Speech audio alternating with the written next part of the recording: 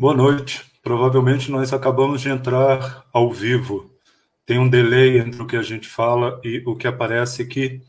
Então eu vou esperar confirmar para mim aqui que a gente está ao vivo e começo a conversar com vocês, tá ok? Só mais alguns segundos.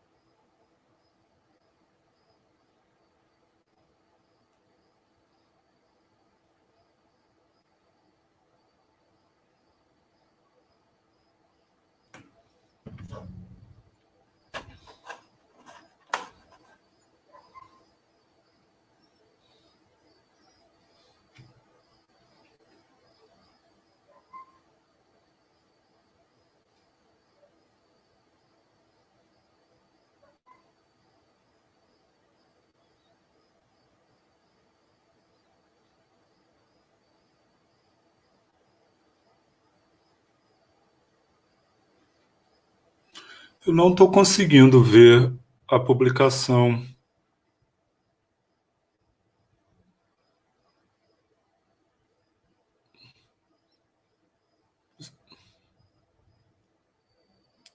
Tranquilo, então. Vamos começar. Sônia me confirmou que vocês estão aí, então vamos começar. Boa noite, gente. Sejam bem-vindos a mais um evento da Senhor Corvo Artes do Imaginário. Quando eu e Sônia Zagueto criamos a Senhor Corvo e preparamos uma programação anual que contemplasse eventos das diversas linguagens artísticas todos os meses do ano ao longo deste ano de 2021, nós sabíamos que o fácil, o simples, o popular, nessa infeliz acepção que uma expressão tão rica acabou passando a designar, né, tudo aquilo que é feito para consumo, sem preocupação com a fruição estética. Nós sabíamos que isso tudo passaria longe dos nossos olhos. Nosso trabalho aqui, com a Senhor Corvo, é um tributo à herança espetacular que recebemos de tantos artistas ao longo de nossa história. Herança essa que queremos ajudar a perpetuar, a transmitir. Ópera para iniciantes é mais um desses eventos que criamos para celebrar o gênio humano e reunir vocês, nossos amigos, amigas, as pessoas que estão chegando agora, em torno dessa aldeia global chamada internet. Vocês podem acompanhar a nossa programação anual por nossa página aqui no Facebook ou pelo nosso site, que está aí embaixo, tampando a minha barba branca, tá? Sônia apresentará a live de hoje e nossos convidados. Eu ficarei nos bastidores fazendo a programação aqui e repassando as perguntas de vocês. Vocês podem fazer as perguntas aí nos comentários e todas elas serão respondidas. Nem que a gente saia daqui apenas amanhã de manhã. Aproveitem a noite. Nós organizamos tudo com bastante carinho. Sônia. Oi, pessoal. Que bom que estão aqui. É muita alegria compartilhar mais um evento. Hoje nós vamos falar sobre ópera. Ópera costuma assustar algumas pessoas. A gente fica pensando, requer... É uma coisa meio elitista, requer muito conhecimento. Não, gente, ópera não é isso. Como tudo nessa vida, a gente precisa apenas entender o que está acontecendo ali no palco. E, às vezes, o que a gente não sabe é isso. Imagina, por exemplo, que você estivesse chegando num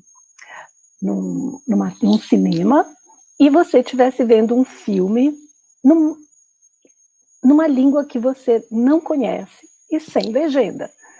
Aí você ia olhar mais ou menos ali para a cena, não iria entender nada do que estava acontecendo, algumas coisas você pegava, outras não, e aí você ia sair dali frustrado. porque você não compreendia exatamente o que estava acontecendo. É o caso da ópera. Tem alguns princípios que é necessário entender, e é sobre isso que a gente vai falar hoje.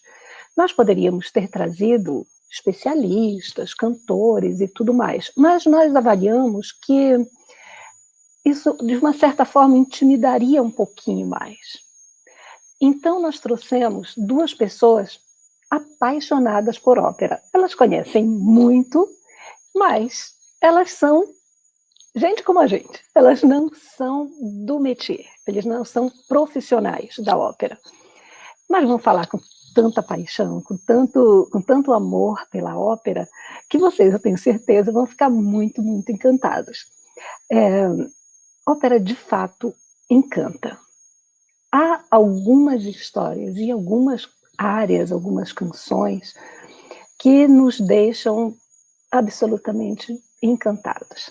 Há cenas que você leva, que você guarda no seu coração, como a gente guarda uma canção muito querida, como a gente guarda uma cena de filme que nos emocionou.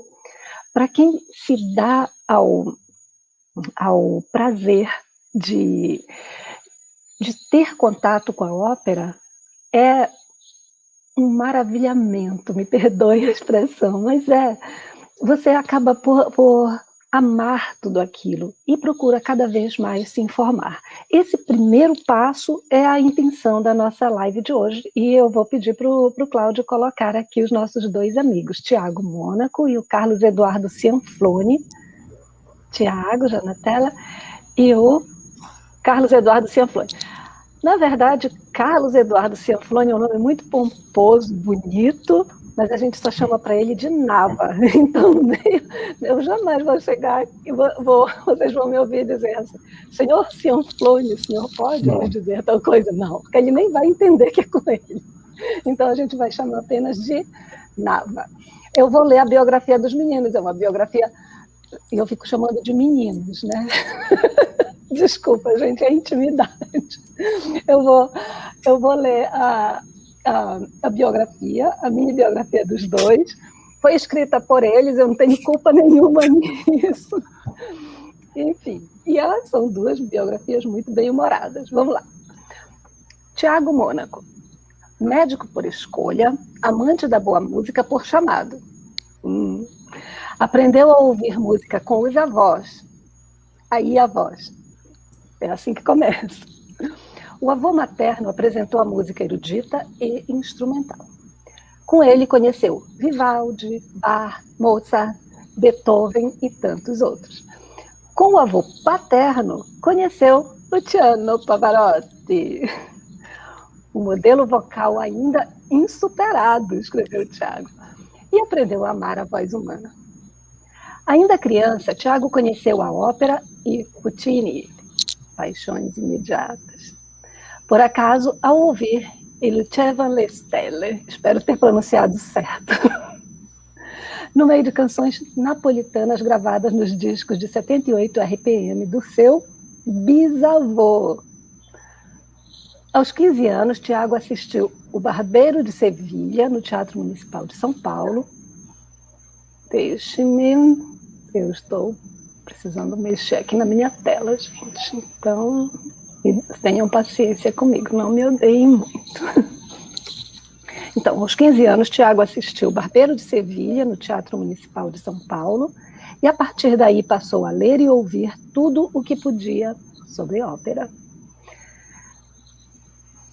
Além da música, Tiago adora ler, viajar, fotografar e comer, ficando muito feliz quando associa todos esses gostos nas férias. E eu ainda vou cometer aqui uma pequena indiscrição. Tiago é o rei do panetone. Eu nunca vi. Tem umas histórias ótimas entre Tiago e panetones. Muito bem. Tiago cantou no coral da faculdade e, depois de maduro, correu atrás do seu sonho de infância, bel canto. O Tiago canta, depois a gente vai colocar o... Aliás, tem na marcação aí dos posts do Facebook o perfil dele, e tem várias gravações do Tiago cantando. Então, assistam lá o Tiago cantando, tem uma voz linda e uma técnica maravilhosa, ele é muito bom. Bom, é baixo barítono amador e de vez em quando posta umas gravações para os amigos do Facebook, já falei isso. Acredita que a ópera é uma das maiores realizações da música ocidental e aos que a acham inacessível sempre diz: ópera é como andar de bicicleta. Às vezes a gente leva uns tombos no começo, mas quando pega o jeito, nos traz uma emoção insuperável.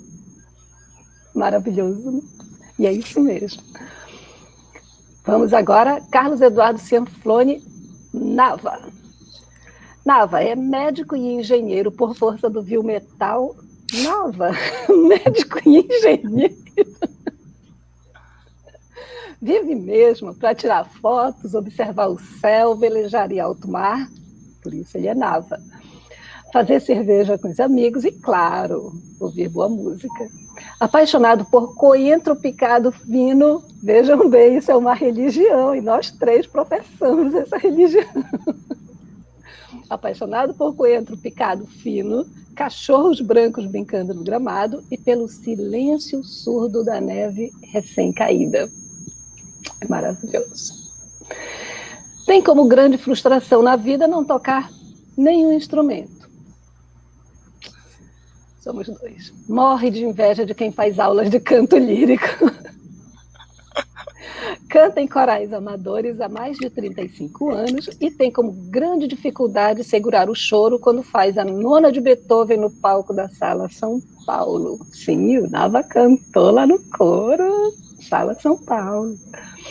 Aprendeu a gostar de ópera com o avô, olha aí, e tem forte convicção de que qualquer pessoa pode apreciar o gênero sem muito esforço. Então é por isso que os meninos estão aqui. Vou também cometer uma indiscrição quanto ao Nava, uma das pessoas mais divertidas que eu conheço. E você chega com este homem enorme lá na Sala São Paulo para assistir uma peça musical, aí a criatura, você está lá concentrado, e a criatura se vira para você e mostra o braço, arrepiado, e chora no meio da Sala São Paulo. Esse é o Nava. Sua culpa. Então, meninos, vamos começar a falar de ópera. E vocês vão me perdoar chamar meus queridos amigos de meninos, porque eles são muito amados, muito queridos. É fruto da mais pura amizade. Primeira pergunta para o Tiago, já está um pouco na biografia, mas fala um pouquinho mais, Tiago. Como foi se apaixonar por ópera? Como foi o começo disso? Foi demais, né? Então, aquilo que você já contou, né? Um belo dia, né? Criança ouvindo lá uma fita de gravação e surge um negócio diferente, né? Do que estava rolando, né? Então, você está ouvindo ali um monte de canções italianas, né? Sem diminuir o gênero, porque gosto, né? E de repente aquele toque mágico, eu lembro até hoje, eu estava indo para casa justamente dos meus avós, né, de noite, né, e aquele toque mágico do clarinete, né, que introduz o Elocevan le Stelle, né, e aquele quase recitativo, né, lento, introduzindo a música e de repente a melodia a pleno pulmão ali no tenor, aquela coisa diferente, mágica, eu não tinha a mínima ideia do que era, mas aquilo, né, me magnetizou, né, E nesse meio termo, né, isso é bem pequenininho, né, e muito antes de eu assistir alguma ópera, né, o que acontece é que eu vou procurando ouvir mais fitas e discos de cantores, começo a ouvir os tenores, começo a ouvir o que os meus avós tinham, né, de gravações, né, e ali o meu avô André, pai do meu pai, tinha muita coisa do Pavarotti, né, e começo a ver que tem umas coisas que ele canta que são meio diferentes, né, não sei muito caracterizar, né, não é que necessariamente seja mais sério, porque a ópera não é necessariamente mais séria, né, mas diferente, uma outra energia, né, e eu começo a perceber que existem canções e existem as áreas de ópera, né, e começo a querer ler, procuro na enciclopédia, né, naquela época não existia internet, né, a gente tinha que se virar como podia, mas eu já começava a pegar, por exemplo, eu gostei muito do Pavarotti, aí comecei a ganhar de presente alguns discos dele, né? E aí eu via que tinha aquelas músicas que eu olhava e tava lá, Elo Van le Stelle da Tosca, de Puccini, né? Que é isso? É o nome da ópera, Nessun Dorma da Turandot, né? E comecei a querer muito entender o que aquilo significava, né? E comecei a procurar literalmente trechos de ópera, né? Aí, em vez de procurar um cantor, né, eu procurava pedir ali de presente, ou juntava algum dinheirinho de mesada, alguma coisa, eu ia buscar óperas highlights, né, melhores momentos da ópera, né? E aí começava aí as outras vozes, né? Eu comecei ouvindo tenores, né? Aí começava ouvindo sopranos e grandes momentos e baixos. E, meu Deus, como esse negócio é amplo, né? E aí eu começo a ler que tem uma história por trás, né? São peças de teatro cantadas, né? E nisto, em algum momento, tinha ali 15 anos, eu vejo que vai estrear O Barbeiro de Sevilha, né? E eu fiz de tudo ali, meus pais me levaram e tal, a hora que eu vi aquilo me encantou completamente, né? Então, a partir daquele momento, eu precisava ouvir mais e mais, conhecer mais e mais da ópera, né? Foi isso. É um encantamento total. Maravilhoso. E é muito interessante o papel dos avós de vocês, né? Mas a gente volta já a falar disso. Eu vou perguntar para o Nava. Nava, como foi esse processo de se apaixonar por ópera? Bom, eu não tinha ouvido ainda o Thiago falar da história dele, mas eu estou achando que é tudo muito, muito parecido, porque talvez seja esse o rumo natural da paixão na ópera. A gente ouve as áreas primeiro, né? As áreas são os trechos musicais fechados que os cantores performam durante a ópera. E eu não sabia que a ópera era um conjunto dessas áreas encadeadas. Eu ouvia as áreas e falava, puxa, que música legal, faz parte de uma ópera. Tá bom. Quer dizer, e a gente ouve os coros também, não só as áreas, né? O coro de Nabucco é muito famoso. Eu falava, mas está dentro de uma ópera? O que é essa ópera, onde tem tanta música que eu gosto junto? Então, esse processo de a gente pegar a ópera desconstruída, desmontada em áreas. Eu não sei se isso é bom ou é ruim, mas funcionou para mim, funcionou para o Thiago. As gravadoras vendem, também. As gravadoras vendem os discos de highlights. Sim. A gente compra, é uma hora de música, tudo picadinho, um pouco de cada, um pouco de Puccini, highlights de Beethoven, ou quando a ópera é muito grande, os highlights daquela ópera, né? Uma ópera de 3, 4 horas, você faz um disco de 60 minutos com as melhores partes. Então, comigo o processo foi o seguinte: eu não quero só os pedacinhos que eu gosto, eu quero entender a ópera inteira. Também, a mesma história, rolou com meu avô, ele tinha uma discoteca razoável, já comecei na época do CD, um dia falei assim, hoje eu vou aprender Don Giovanni. É uma pena que não tenho aqui para mostrar para vocês, mas antigamente o box do CD e dos discos também vinha o libreto junto. É um encarte enorme. O libreto do Don Giovanni é uma coisa, é um livrinho do tamanho. Pronto, aí. Eu perdi os meus. E mostra o libreto. Pronto. É uma coisa que hoje não existe mais. Então eu peguei o libreto, que é justamente toda a transcrição da música, para você poder entender, porque não dá para ouvir o que o cantor está falando, em outra língua, inclusive. Peguei o livreto e fui acompanhando, tentando entender a história. Era uma época pré-internet, a informação era muito mais rara e cara. Então, eu me forcei a querer entender o que aquelas peças separadas, como é que elas aconteciam pelas juntas. Então, isso aconteceu. Um dia, a período do Giovanni, uma das óperas que eu mais gosto, se não for a que eu mais gosto, divide. Meu coração é grande, porque ele cabe 20 autores. Mas Giovanni é especial. Foi a primeira ópera que eu li inteira, sozinho. Demorou 3 horas, com um libreto, e tentando identificar o que estava acontecendo, entender a ação, traduzir do italiano. Provavelmente o libreto tinha uma parte em inglês, que para mim era mais fácil na época. Hoje eu leio um pouquinho melhor italiano. Bom, e assim fiquei apaixonado. Eu falei, adorei Don Giovanni, quero mais. Aproveitei o meu avô, enquanto estava vivo, na época do VHS ainda, das fitas antigas, a gente conseguiu assistir o Barbeiro de Sevilha. Então, algumas músicas a gente cantava junto, e hoje, quando eu canto a música que eu cantava com o meu avô, eu choro. Chorei anteontem, inclusive. Fui tentar cantar uma música, um trecho La Calunnia, que o Thiago conhece, eu contava isso com meu avô, então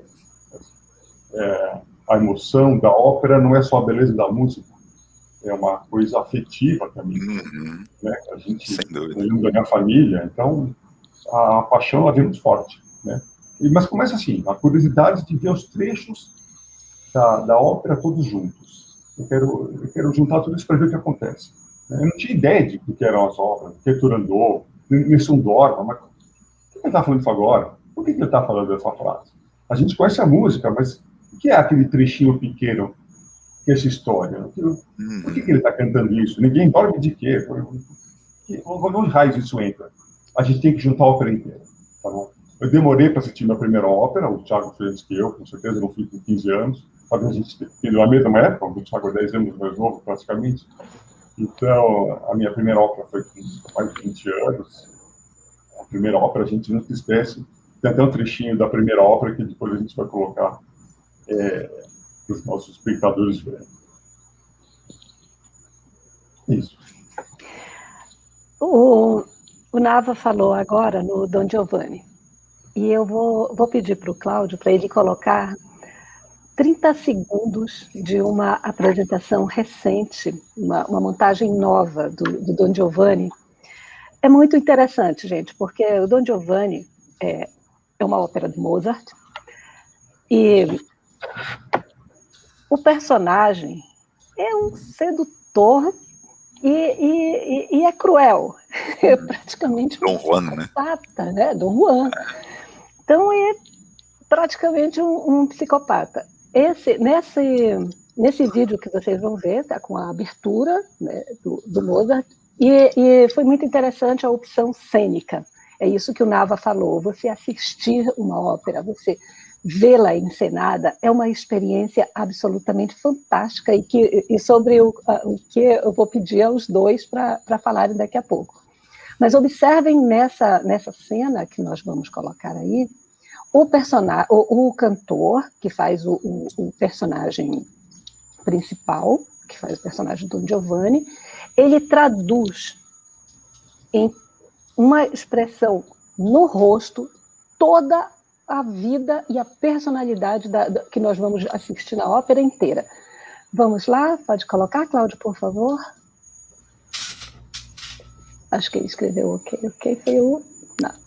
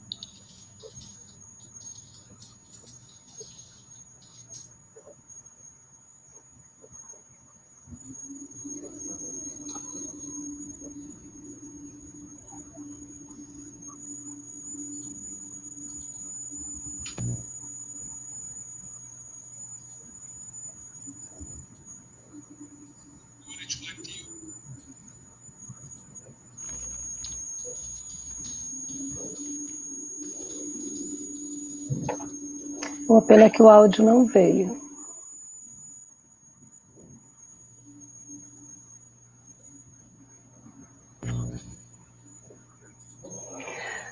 É uma pena, pelo sistema de transmissão, a gente não teve... Espero, eu acho que foi alguma configuração aqui. Tenha um pouquinho de paciência, eu vou tentar de novo. Ok. Tranquila. Esse cantor é maravilhoso, é o Philip Sly, canadense. Demais, demais, demais. Uma voz maravilhosa e um performer maravilhoso também. Essa ópera, ele termina de cueca no palco, né? De frente para a plateia. Aí. Agora vai.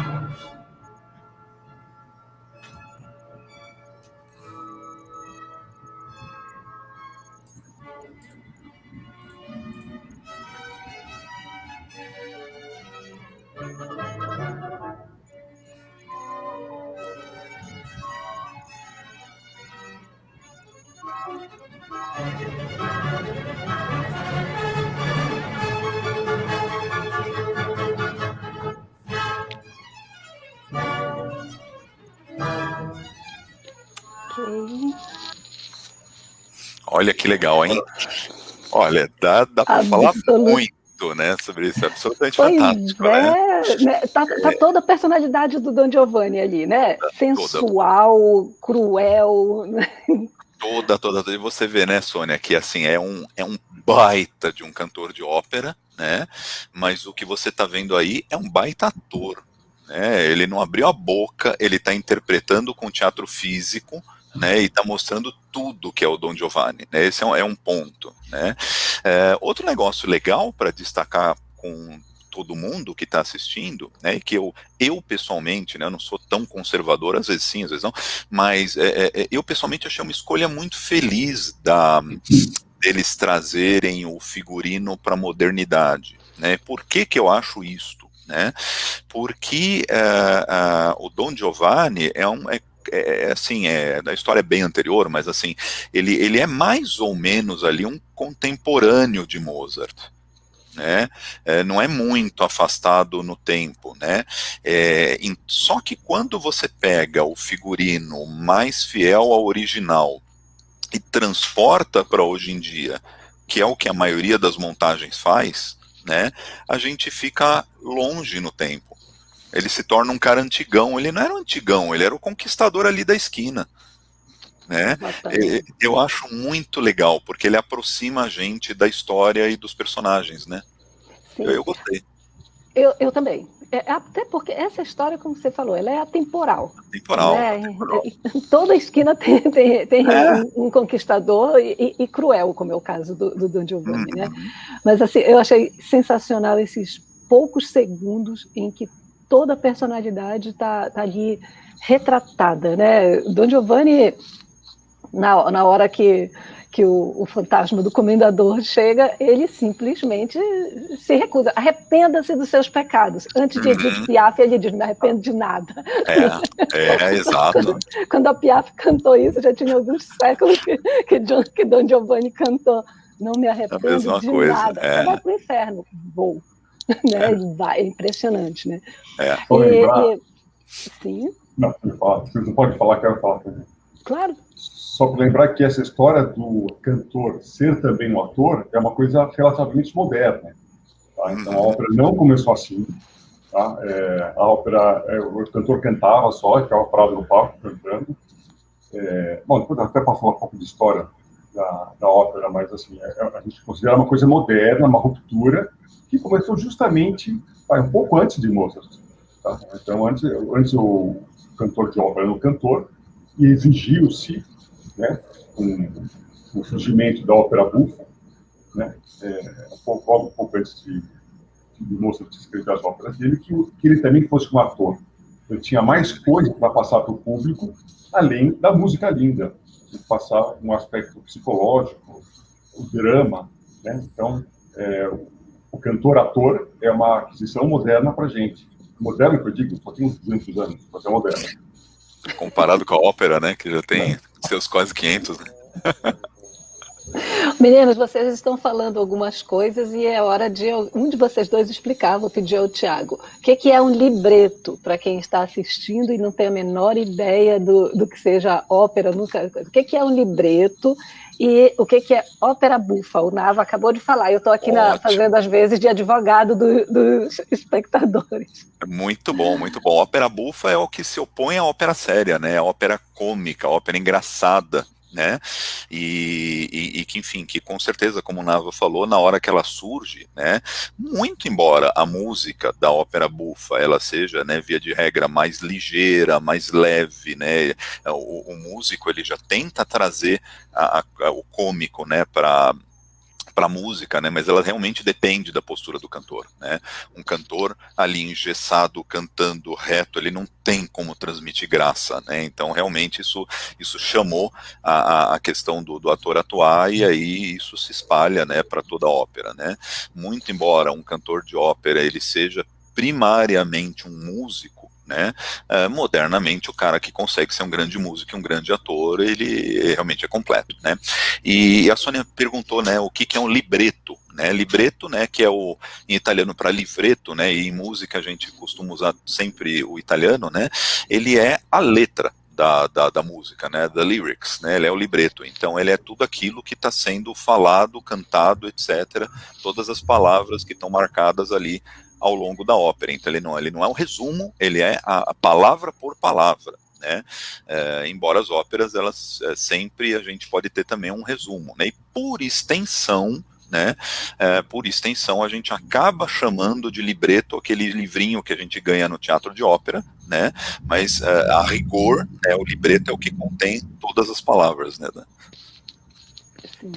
O Nava gosta muito do Don Giovanni, e eu lembrei que o libretista do Don Giovanni, né, o letrista, porque a gente só lembra do Mozart, a ópera é do Mozart, mas Da há um Ponte, libretista, né? Pois é, Lorenzo da Ponte, que era praticamente um Don Giovanni, né? Aloprava geral, seduzia todas as moças, vivia fugindo, né? Tem até uma lenda que ele seria uma espécie de disfarçado de padre, né? Uma figuraça. Enfim, os libretistas favoritos. Nava, você tem algum que você considera os melhores libretistas? Bom, eu sou apaixonado por Mozart, Lourenço da Ponte, com certeza, é um deles. O libretista, eu gosto muito de Puccini. Até respondendo uma pergunta que um nosso pensador já fez, o Eduardo, que perguntou se a gente gosta mais Verdi, Puccini ou Rossini. É uma pergunta complicada. Eu gosto muito de Puccini, eu sei que o Thiago também gosta, a gente até consegue explicar por que a gente gosta de Puccini. E o grande libretista de Puccini era o Giacosa, né? Então, não é todo mundo que tem libretista. Por exemplo, Wagner, que a gente não vai falar do Wagner aqui hoje, porque Wagner não é para iniciantes. Tá? Embora algumas pessoas, em especial minha filha, tenha se iniciado com Wagner, é uma coisa esquisita.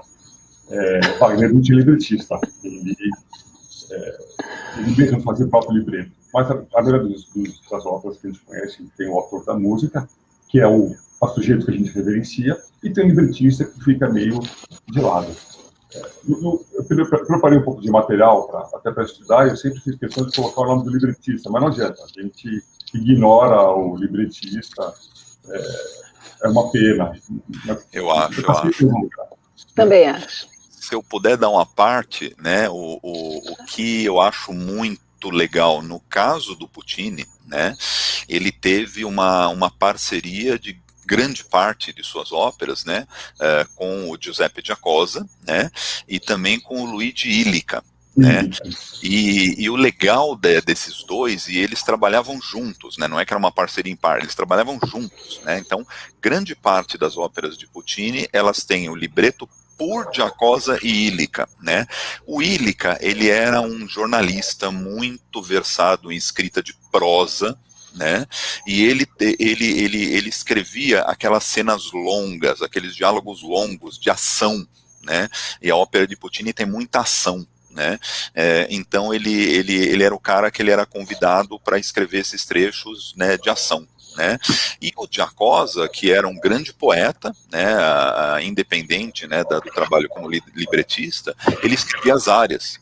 Então ele escrevia ali, né, o Nessun Dorma, o Elo Van le Stelle, enfim, ele escrevia para serem poemas cantados, né, para ter métrica, né, para ajudar o Puccini a encantar nas áreas, né, e eles faziam muito essa parceria. Eu acho muito legal como isso funcionava com Puccini. Estava lendo as perguntas aqui. Eu queria colocar agora uma cena que não é de ópera, é uma cena que o Nava pediu para colocar, que é uma cena do filme Uma Linda Mulher, né, Pretty Woman, com a Julia Roberts, e é muito interessante, porque em seguida nós vamos conversar sobre essa aproximação. Nunca assisti ópera, vou assistir minha primeira ópera, o que é que vocês me recomendam, Nava e Tiago? Então, enquanto vocês pensam na pergunta, a gente assiste a cena de Uma Linda Mulher.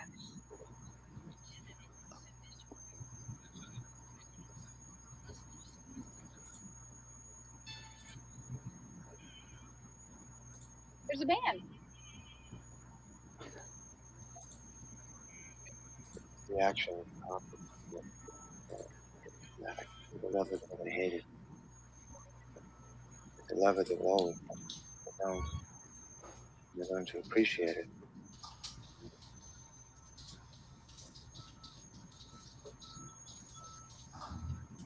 It's a very different part of the soul.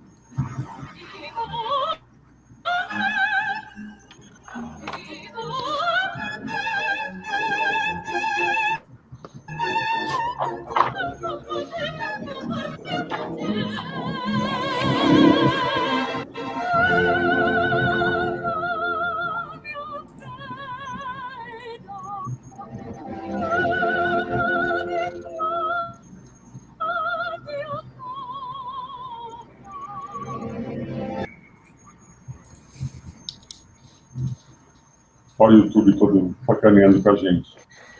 Olha o YouTube nos bloqueando. Faz parte. A gente tenta. O YouTube é malvado com a gente. Bom. Voltou aqui. Cláudio, não estamos vendo a Julia Roberts, mas estamos vendo você.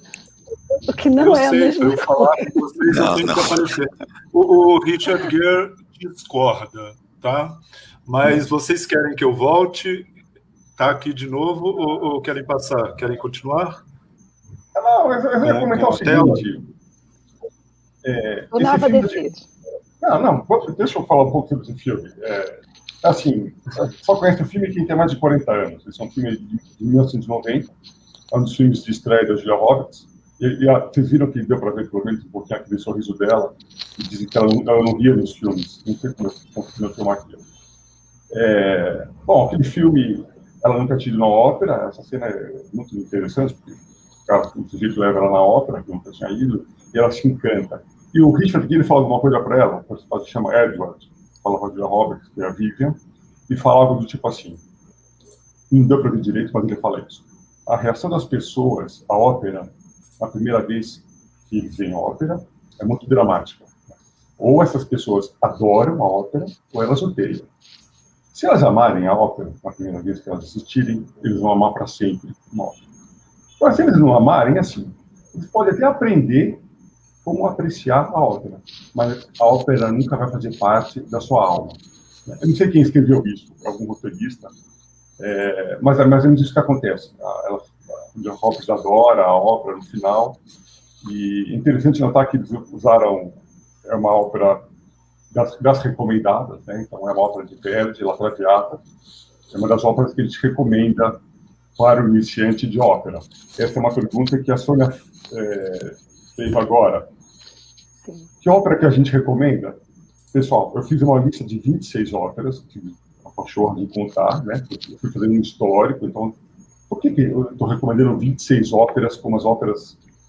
São as melhores óperas? Ou são mais importantes? Eu acho que não, são as óperas mais fáceis, tá? Para alguém se apaixonar. Eu acho difícil alguém se apaixonar por Wagner, de cara, como a minha filha se apaixonou. É muito mais fácil a gente... O que tem nessa lista... Acontece nas melhores famílias, Nava. Não, com certeza acontece. Sentimentos. Eu ainda estou tentando fazer as pazes com Wagner. Eu também. Há décadas. Há décadas. Eu não fiz ainda. Eu pensei que fosse fazer aos 50 anos, eu vou esperar aos 60. Bom, então, qual foi o meu critério de escolha para essas 26 óperas que eu vou acabar comentando no decorrer da apresentação? Eu peço para a Sônia depois colocar elas listadas junto da chamada dessa live. Então, são óperas que têm que ser mais ou menos curtas, né? Curtas, que digo, entre 2 e 3 horas, não tem nenhuma ópera, quase nenhuma ópera mais curta que 2 horas, tem algumas assim, mas são poucas. São óperas que a gente consiga assistir sem morrer de sono. Eu escolhi óperas que são faladas em italiano, principalmente, embora tenha uma ópera em francês, em alemão. Mas por quê? Porque é um idioma próximo, que a gente consegue entender alguma coisa, não tem como a gente não entender um italiano de ópera. O jeito de falar, a entonação é igual. Não precisa saber italiano. A entonação já ajuda bastante. Então, e são óperas, vamos chamar, modernas, tá bom? Eu não coloquei nenhuma ópera difícil. As óperas iniciais são difíceis. Eu sei que o Thiago gosta, ele adora Orfeu, mas é uma ópera difícil. Eu não vou colocar nunca uma ópera antes de 1750 como sendo a minha ópera. Assiste essa ópera, que é ótima. Assim como eu não vou colocar óperas muito modernas, óperas do século XX. Coloco uma ou outra, mas basicamente a gente está colocando as óperas românticas e as clássicas tardias. Então, esse é o critério para a gente escolher.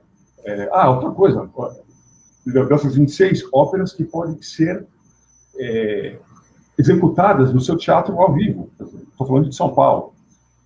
Mas essas 26 óperas são óperas que regularmente são apresentadas nos nossos teatros brasileiros. Todas, com exceção, já foram apresentadas. Uma boa parte já foram apresentadas nos últimos 5 anos, e uma boa parte seria apresentada esse ano. No ano passado, se não tivessem cancelados, por causa da epidemia, não tivessem cancelado os programas. Então, esse é o critério para a gente escolher qual ópera vamos começar. Assim, é basicamente assim: você vai na ópera que der. Eu vou te dar essa lista de 26 óperas, você vai na primeira que aparecer. Por aí mesmo. Sim, acho que você escolheu, em geral, elas têm uma musicalidade, né, um apelo muito, muito grande, e elas encantam, né? As do Verdi, particularmente, elas acabam se tornando muito, muito famosas, né? Acho que teve até novela que usou o Va Pensiero, não foi? Teve. Pois é. Enfim.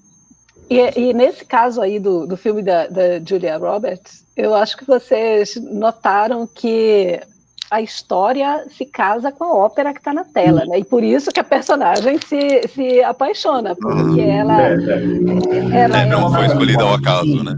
Exatamente, né? Ela é uma prostituta e tudo mais, e tem tudo a ver com a ópera do Verdi, né? Que é baseada na Dama das Camélias, do Alexandre Dumas, e é muito curioso, né? Porque ela se emociona muito, porque é um amor entre um homem rico e uma moça, uma cortesã na tela, uma prostituta no filme, né? Então, assim, é imediata a sintonia, né? Fora que aquele conjunto inteiro, você ouve 1000 vezes a Traviata, né? Você já está lá na frente na ópera, mas você está apaixonado por aquela história de amor impossível, né?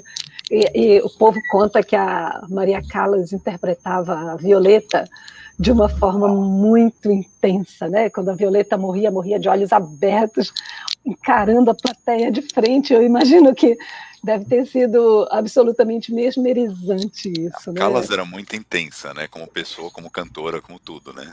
Sim, imagina a sorte de quem pôde assisti-la ao vivo, né? Tem uma coisa muito, muito bizarra, uma pequena fofoca que eu vi na biografia da Maria Callas, que eu achei uma das maiores crueldades que o Aristóteles Onassis fez com ela, foi numa das brigas dizer para ela que ela tinha um apito na garganta. Eu acho que isso é exatamente o que o vulgo fala sobre a ópera quando ela não entende. Por que essas pessoas estão gritando? Não, amigo, elas não estão gritando. Você que não tem a menor ideia do que está acontecendo ali, da grandiosidade que está acontecendo ali naquele palco. Isso dá uma certa dor na gente, quando a gente vê a pessoa que não conhece agredindo, né, o desconhecido. Porque envolve, né, toda um aprendizado de escuta, né? No fim é isso, né? Era essa a pergunta. Era essa a pergunta. Você ia falar alguma coisa ou eu posso fazer a pergunta? A pergunta.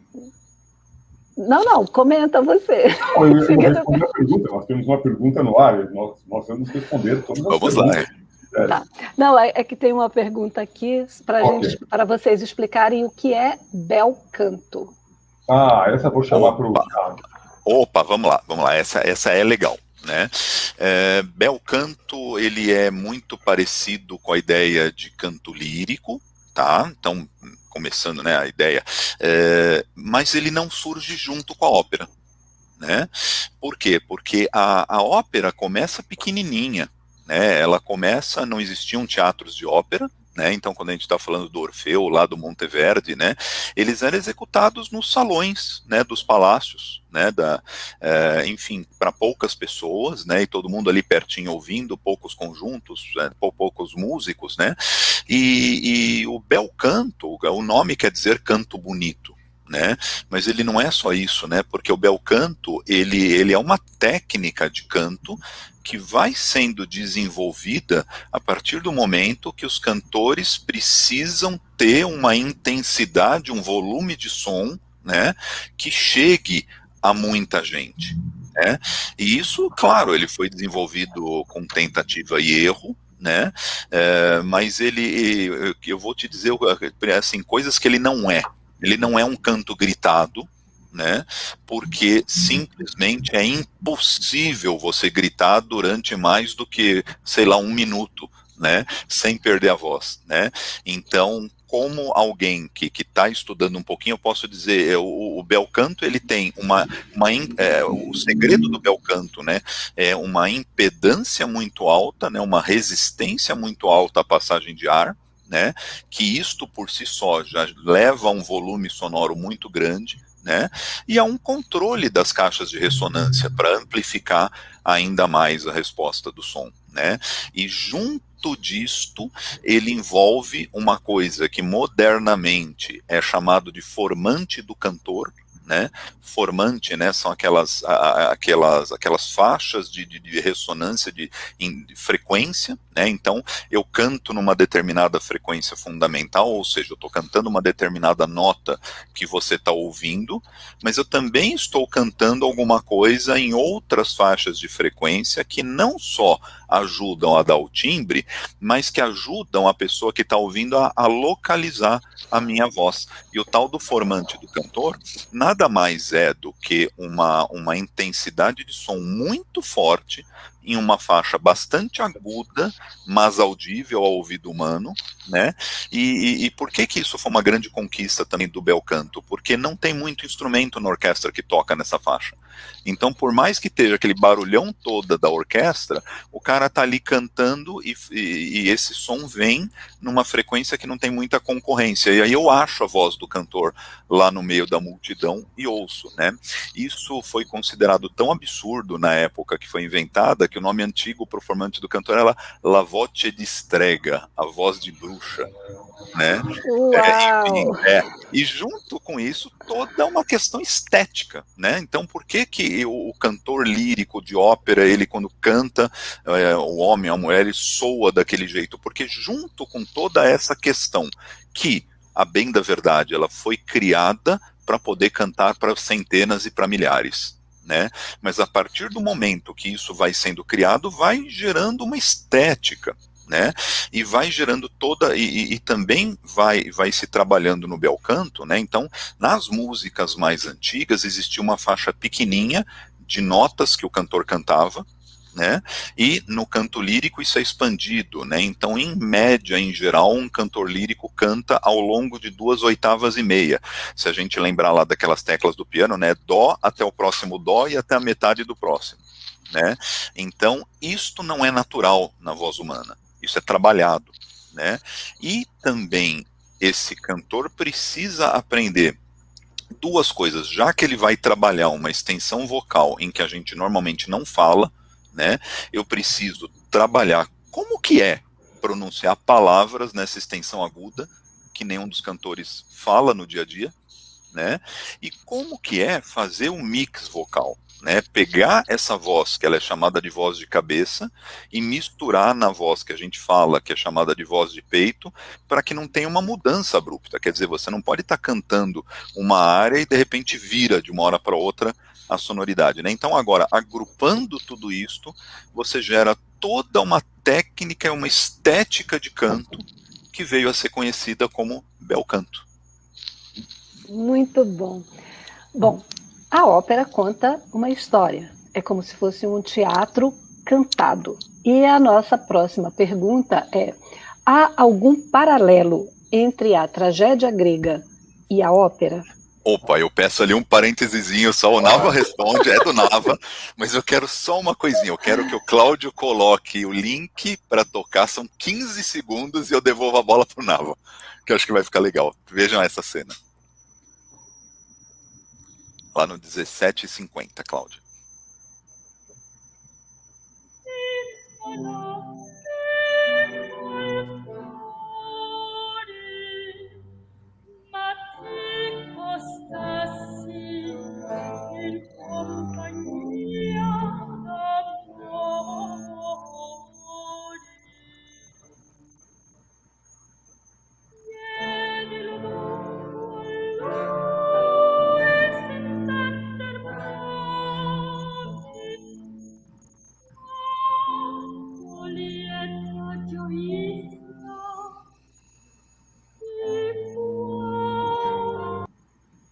Vai lá, Nava, L'Orfeu. E aí? Maravilha. Tá com a ficha, Nava. Bom, a ópera tem tudo a ver com o teatro lírico, o teatro grego, na verdade, não com a tragédia grega necessariamente, mas com o teatro grego. A ópera ela surge no Renascimento italiano. E o Renascimento é justamente isso, o renascimento dos valores gregos. E isso foi um cacuete que teve na Itália, o Renascimento, que durou mais de 100 anos. Então, assim, enfim, a ideia da ópera era mimetizar, eles achavam que a ópera era exatamente o que se fazia no teatro grego. Depois a gente acabou descobrindo que não era bem isso, mas eles achavam que era. Então, a ópera ela é visceralmente, ela é umbilicalmente ligada no teatro grego. Ela surge, Orfeu, essa que a gente está ouvindo, surge em 1607, em pleno Renascimento, uma temática totalmente greco-romana, mitológica. Tá? Então, todas as primeiras óperas, estou falando de muita ópera, todas as 200 primeiras óperas, elas têm uma temática mitológica, têm uma temática grega. Era impensável para um compositor de ópera não colocar uma temática grega, uma temática da antiguidade, tá? É o Renascimento, o surgimento. Né? Bom, isso segue bastante tempo, então a gente está falando da virada do século XVI para o XVII, né? Em Florença, Mantua e Veneza, tinha as pessoas que tinham dinheiro na época, que não pagavam para ser feita uma ópera. Tá? E todo mundo queria ouvir o teatro grego. Era a moda, a modinha era o teatro grego cantado. Essa é a ópera como ela surgiu. Não é a ópera que a gente ouve hoje, claro. A gente pode ouvir Orfeu, esse trecho que foi colocado é um trecho moderno. Não foi filmado originalmente em 1607. Então, a gente imaginou. A gente ouve música daquela época, mas não como iniciante. Tá? Mas vamos lá, tem uma coisa mais... são raras essas óperas. Aqui em São Paulo, acho que só vi 2 óperas dessas. De Handel, teve Agripina, e teve uma outra. A gente vai, porque a gente vai em todas. Né? Mas elas são óperas difíceis, elas são longas, elas são chatas, para nossa estética moderna. Tá bom? Para nossa estética contemporânea do século XXI. Para a estética da época, elas eram ótimas. Tá? Essa junção do teatro grego com a ópera, ela tem um ponto de uma quebrada muito interessante. O mesmo Orfeu, o mesmo Monteverdi, que é um madrigalista que fez Orfeu, ele vai fazer em 1643 a famosa Coração de Popea, né? Coração de Popea, que é o quê? Que é a primeira ópera que não tem uma temática mitológica, é uma temática histórica, né? A Coração de Popea, que é namorado de Nero, alguma coisa assim. Ou seja, ele deu uma quebradinha no paradigma. Pô, o cara está fazendo uma ópera histórica. Isso é super importante. Essa ópera, em 1643, é importantíssima. Tá bom? Por quê? Além de colocar uma perspectiva diferente do teatro grego, que já não aguentava mais, mas mesmo assim rodou por mais 100 anos, para a gente contar isso aí, ela foi executada em Veneza para público pagante. Tá? Então, isso foi... Gente, se não tivesse público pagante, em Veneza, abriram 38 teatros em 50 anos, era um teatro por ano. foram apresentadas 200 óperas. Se não tivesse público pagante, não existiria ópera, inclusive hoje, tá bom? Então a gente deve a Veneza a existir, e essa obra de Monteverdi, essa obra tardia de Monteverdi, inclusive foi a última ópera dele, eu acho, de 1643, a gente deve a ter ópera hoje em dia, senão seria um evento local dos mecenas. Eles não colocavam ópera no gramado do Ibirapuera, era dentro do palácio deles. Se não tivesse convidado lá, meu chapa, você não ouvia ópera. A nossa oportunidade de ouvir ópera foi o Teatro Veneziano Parco, tá bom? Que é nessa segunda metade do século XVII. Tá? Então, essa é a importância e essa é a relação que a ópera teve com o teatro grego. Gente, o teatro grego vai infestar a ópera até bem depois disso. Tá? Então, em 1650 e até pelo menos 1740, só tinha ópera com tema grego, com tema greco-romano. Tá bom? Era típico, essa era a ópera séria, né? Complementando o que falou o Tiago. Tá? Ópera séria, praticamente temática greco-romana. Ópera bufa, a gente já começa a fazer outras coisas, que era muito mais interessante. É o que as pessoas queriam ouvir, fatos do cotidiano. Né? Alguém está perguntando, Rigoletto é uma ópera bufa? Sim, 100% bufa. Né? E o bufa não quer dizer exatamente engraçada. O bufa é uma posição séria, tá? Existem óperas bufas. Satírico, né? Por exemplo, a gente não pode considerar Don Giovanni uma ópera bufa, né? Então, Mozart conseguiu fazer uma junção muito interessante de ópera séria, de temática séria, com ópera bufa, tá? Ou seja, com elementos estéticos da ópera bufa mas também com a seriedade do tema. Né, do Giovanni, eu acho engraçada, mas ela é séria. Ela deu problema para o Mozart na época. Tá bom? Então, acho que essa é a relação que a gente tem que ter. Esse começo de ópera, sempre ligado a temas greco-romanos, era uma tentativa de reviver o teatro romano, né, a academia, como eles chamavam. Né, e isso foi um cacuete italiano, foi de 1600 até 1700 alguma coisa. Tá bom? Não demorou para ser rompido na Itália. Quem rompeu essa tradição da ópera séria foi Gluck, na Alemanha. Tá? Então, estamos falando de 1650, por aí.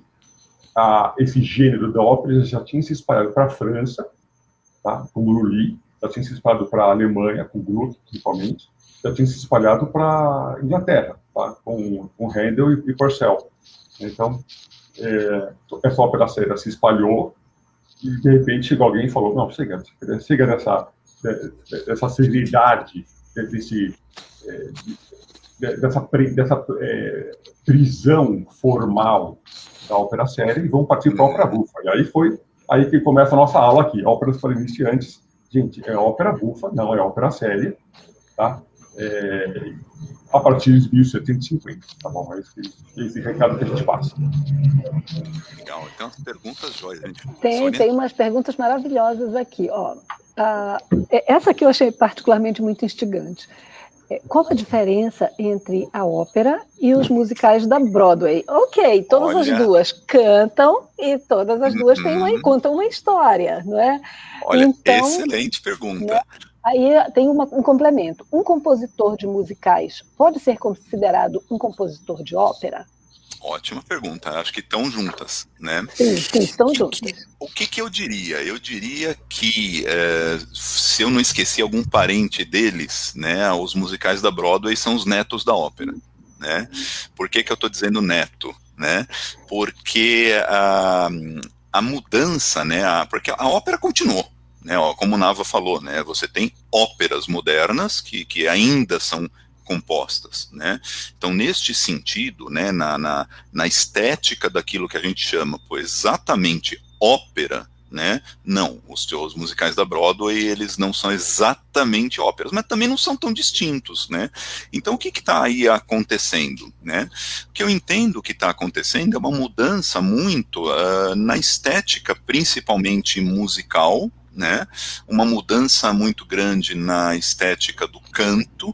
Então, geralmente, a gente continua chamando de ópera aquilo que envolve, ainda que com muita modernização, mas aquilo que envolve orquestra e canto lírico, bel canto, né?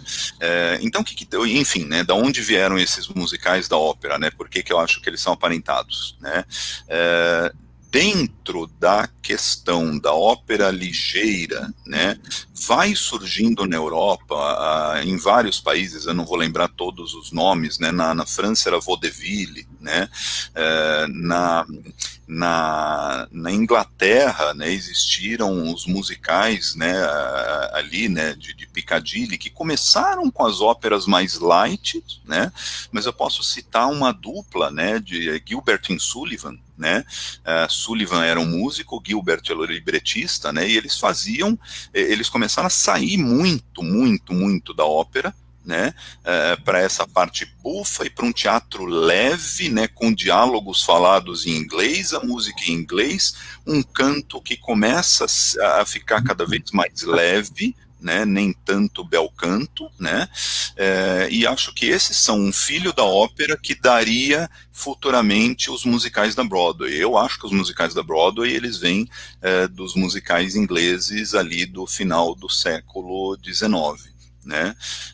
Então eu acho que teve essas duas fases, né?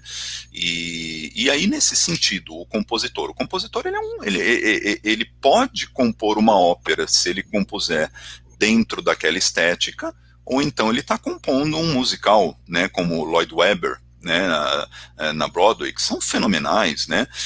Um exemplo interessante de um cara que compôs muita música erudita e que compôs uma coisa que não é ópera, é um musical, West Side Story, né? Me fale agora, Navo, compositor, que é o Bernstein. Então, West Side Story do Bernstein, né? O Bernstein escreveu muita coisa, música erudita mesmo, mas ele é um cara que vai fazer o West Side Story e compõe um Romeu e Julieta moderno de Broadway, né? Então é o que eu quero. Então eu acho assim, né? Resumindo, você tem diferentes momentos estéticos, né? E depende do que o cara compõe, né? Acho que se ele quisesse, ele compõe uma ópera também, né? Eu acredito que sim. Eu vi recentemente Hamilton e maravilhoso, absolutamente maravilhoso, muito bom, recomendo mesmo. E, Nava, tem uma pergunta aqui. Você quer complementar algo que o Thiago falou? Ou eu faço a próxima pergunta? Você fica à vontade. Tá no mudo. A gente não está te ouvindo. Ok. Eu estava tossindo, eu não vi. Okay. A questão é sobre óperas modernas, musicais. Veja que na mesma época, então vou falar de 1980, convivem óperas modernas, por exemplo, Philip Glass fez 3 óperas. A última agora foi ensinada uma ópera dele agora no Metropolitan, que é a Akhenaton, que é maravilhosa, eu Coelho, ou uma ópera moderna, de 1980, alguma coisa. Eu assisti também óperas de John Adams, tipo Nixon na China. Olha o nome da ópera, Nixon na China. Né?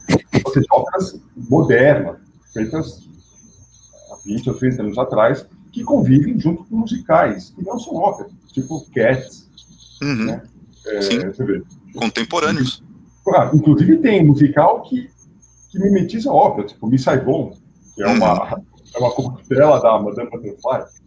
Pois é. Pois é. Então, eu acho que são gêneros paralelos, aparentados, né? Acho que o Fantasma da Ópera é uma ótima introdução para a ópera. A pessoa vai, né? É psicodélico, é muita luz, muito palco, mas tem aquelas diferenças, né? Os cantores de óperas é uma outra raça, né? Os cantores de musicais cantam com microfone, uma outra técnica. Sim, total. Pois é, isso aí é bacana você explorar um pouco mais. Cantar com microfone ou não? O cantor de ópera canta com microfone? Olha, se tiver que cantar no gramado do Ibirapuera, ele vai ter que usar. Né? Vai usar. Porque o que acontece, né? Primeiro, né? Toda essa técnica do bel canto, né? Primeiro que ela tem um limite, né, né, a capacidade de você amplificar ela não é infinita, e isso é um negócio que eu aprendi do meu professor de canto, né, que ele falou, os grandes cantores, né, eles costumavam, inclusive, ir conhecer nos ensaios os lugares. Os caras, eles iam, olha, para aquele dó de peito lá agudo, é aqui que eu tô pisando e olhando para lá. Ele projetava, ele usava o teatro como uma caixa acústica também, né? Então, realmente, se você sai desse ambiente, vai cantar no ar livre, o Pavarotti usava microfone, né? Óbvio, não tem como, né? Mas, de novo, né? A coisa foi feita para o canto naquele teatro, e o teatro foi feito como uma caixa de ressonância também, né? Então a ópera, né? A montagem de uma ópera num teatro de ópera, num bom teatro de ópera com uma boa acústica, ele é feito para a música ser ao vivo, natural e sem amplificação. Né? Já um musical, ele é feito para ser amplificado, até porque o jeito de cantar, a estética que é perseguida, ela é um canto mais popular. Não é isso, Nava? Eu acho que sim. Tem que essa separação bem nítida. Eu acho que os públicos, eles se misturam, né? A gente começa com uma coisa... Eu acho que os musicais... eu assisto os dois. Não, eu também, com certeza. Um pouco de preconceito, mas eu assisto. É entretenimento, é mais do que... exato. Tem a questão do entretenimento que eu não tenho tanto com a ópera. Eu não vou na ópera para me entreter. Não, a ópera é o sublime. Quando eu estou na ópera, eu não estou me entretendo, não passatempo. Tipo, eu não estou ouvindo ópera para estudar. Tem gente que fala, você ouve música clássica para ficar calmo? Não! Eu fico alucinado quando eu ouço música clássica. Eu queimo meus neurônios ouvindo música clássica e ópera. Então eu nunca vou relaxar na ópera. Na ópera eu tô assim, ó. Tô ligadão, né? Eu quero absorver tudo, né? É uma outra pegada. Né? Sônia, conduz e você. Vou voltar. Na verdade, a gente vai depois terminar falando sobre essa sensação de assistir uma ópera, né? O Nava, ontem a gente ficou quase uma hora conversando e o Nava falou, e o Thiago também, sobre o quanto que a experiência de uma ópera ao vivo é impactante, não é? Mas a gente volta nisso, tem uma pergunta aqui. As mulheres sempre puderam atuar nos papéis femininos das óperas, ou era que nem o teatro, onde os homens faziam papéis femininos? Então, não, né? A resposta curta é não. Infelizmente, né? Lamentavelmente, não, né? As mulheres, elas tinham, durante uma grande época, né, ali do Renascimento, né, elas não podiam cantar em público, não podiam cantar para homens, né, e então frequentemente os papéis femininos, eles eram cantados ou pelos contratenores ou pelos castrados, né, que eram aqueles homens que eram castrados antes da puberdade, para que a voz nunca engrossasse, né? Então, houve uma época em que isso não acontecia. Agora, o curioso é que mesmo quando as mulheres puderam cantar, elas conviveram e convivem até hoje, né, com os contratenores, conviveram com os castrados, né, porque no final das contas, se a gente olhar a fundo essas vozes, né, o castrado eu conheço quase nada, né, até porque somente um castrado foi gravado, né, já no fim da vida cantando, né, então pouco se sabe de fato dessa voz, né, mas eu posso garantir, um contratenor, embora ele esteja no registro grave em geral das mulheres que tem voz grave, o alto, contralto, né, o contratenor, ele não tem voz de mulher, né, na verdade, porque você aprende a reconhecer, isso é um contratenor, né? Então eu não digo que um contratenor tem voz de mulher, um contratenor tem voz de um homem que canta como contratenor, né? E eu aprecio os contratenores e aprecio muito as mulheres cantoras líricas, né? Mas houve sim este tempo em que isto aconteceu. É muito interessante. Eu não sabia que tinha chegado ali até o fim do século XIX a prática dos castrados. Não sabia disso. Então, há uma gravação, inclusive, isso é começo do século XX. Começo do século XX, ali, 1905, alguma coisa assim, as gravações mecânicas, pena que eu não tenho agora isso de cabeça, né, mas existia, né? Eram crianças pobres, né, cujos pais permitiam a castração delas para que elas tivessem alguma chance ali na vida, né?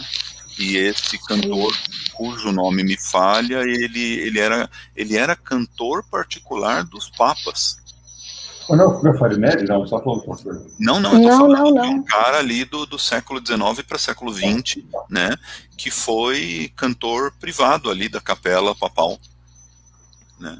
Que coisa! Embora a história do Farinelli, ela provavelmente é a história da maioria, né, dos castrados, né, porque a gente está falando de uma época antiga em que a castração podia matar por infecção a criança, né? Provavelmente somente as famílias muito pobres iam permitir que isso fosse feito, né? O pior não é isso, o pior não é que esse dito morria. O pior é que de cada 20 castrados, um desenvolvia a voz boa. Quantos que iam ser um grande cantor, exatamente? Não, o resto ficava castrado sem cantar nada. Era muito ruim. Você já pensou?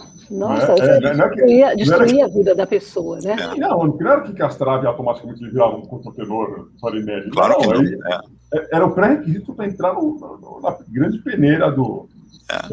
Você vê a que ponto, né? É uma maluquice, né? Sim, que loucura, né? É uma agressão sem tamanho, né? Para deixar o restante da vida a pessoa. Foi uma coisa que o filme do Farinelli mostrou, né? Que carrega pelo resto da vida, né? Essa tragédia. Sim. Você ali impede, inclusive, a pessoa de constituir uma família. É muito, muito dramático, muito triste o que aconteceu ali. Tem uma outra pergunta. Vou primeiro privilegiar aqui as perguntas dos espectadores e depois da gente. Quem são os 3 tenores de hoje, na opinião de você? Eu falo 2 e o Thiago fala 1. Ou eu falo 1 e você fala 2. Vou falar 4, eu falo 2. Falo Flores. Acho que o Flores, né?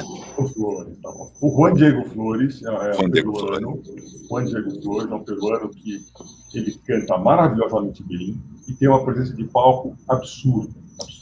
Né? Ele entra na peça, é sucesso garantido.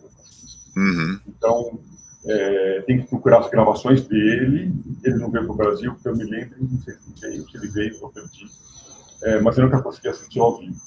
Tá? Então, o Juan Diego Flores é o sujeito que hoje está na crista da onda.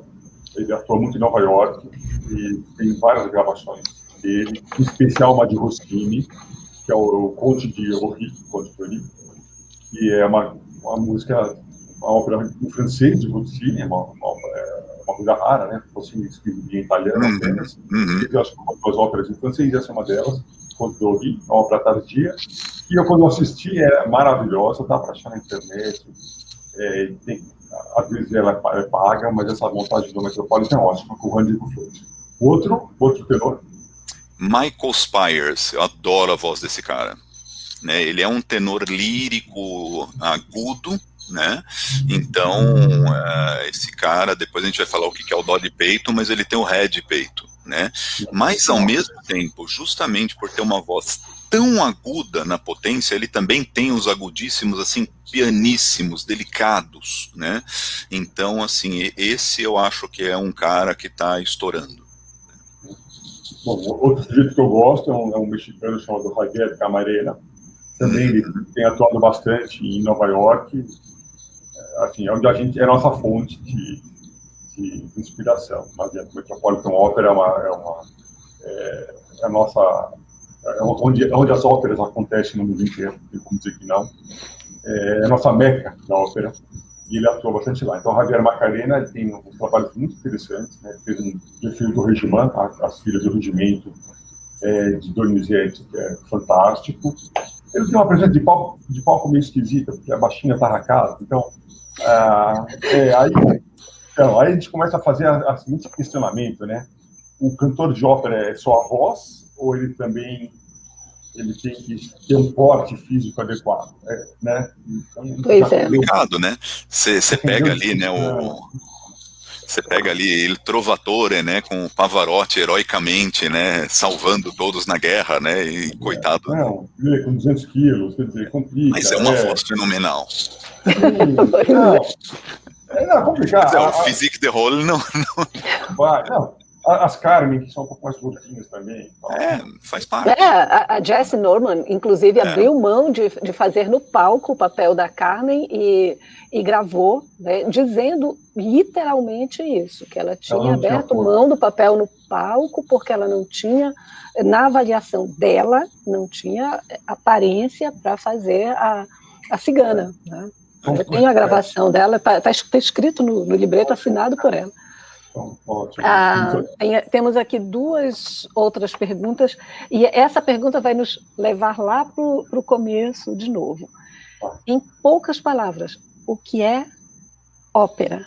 E o seguinte da pergunta, enquanto vocês pensam aí um pouquinho, é uma pergunta que eu queria fazer para vocês. O que deve ser observado durante uma apresentação de ópera? Né? Quando a gente ouve no YouTube, quando a gente vê uma ópera ao vivo, as pessoas aplaudem. Em que momento aplaudir na ópera e o que aplaudir na ópera e qual a disposição de ouvir ópera? Então, começamos com o que é ópera. Bom, o que é ópera? O que é ópera, né? Então, a rigor, né, a ópera vamos dizer assim, ela é uma peça teatral colocada em música, né? A música é uma música orquestral.